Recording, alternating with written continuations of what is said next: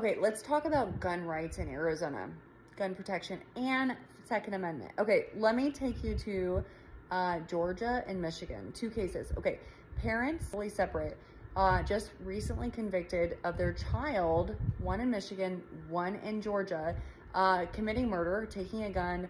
They had a known mental health issue to the parents. The parents knew this. And the kids took the gun to school and shot and killed people, okay?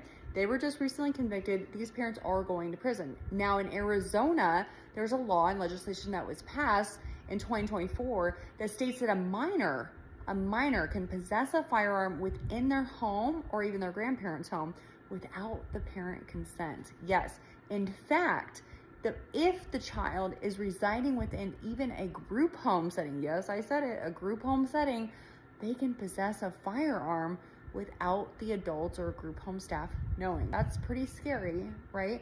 Now, problematic is that there's a loophole legislators state. Mind you, legislators created this bill and then it was passed. That is beyond crazy to me. But the loophole is that if the child commits murder, the parent or whoever is going to, is watching this child at the time, so to speak, even in the group home, if they say, I didn't know they had a gun, it takes liability away. So what happened in Michigan and Georgia could not happen in Arizona unless the parent says, I knew they had a gun. Then they're culpable. But if they say, I didn't know they had a gun, then they're not culpable. Easy, right?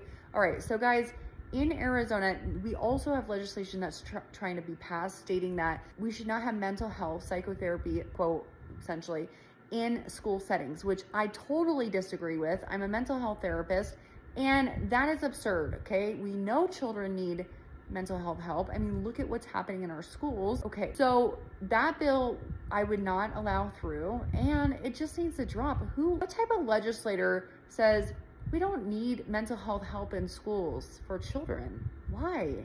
Why do you say that? So strange. The other thing that we need in schools is we need security guards that are armed. Why do banks get that, but public schools don't? Okay, I'm gonna make that happen, you guys. Public schools need to have armed security guards, okay? And we need to change the law regarding parents being liable in cases where there's known mental health issues with children and they give their kids funds and access to. Okay, that's what I think. What do you guys think? I mean, altogether, parents, come on, lock your guns up. Even if you let your kids shoot, do they really need an open safe? Lock the guns up. Bye.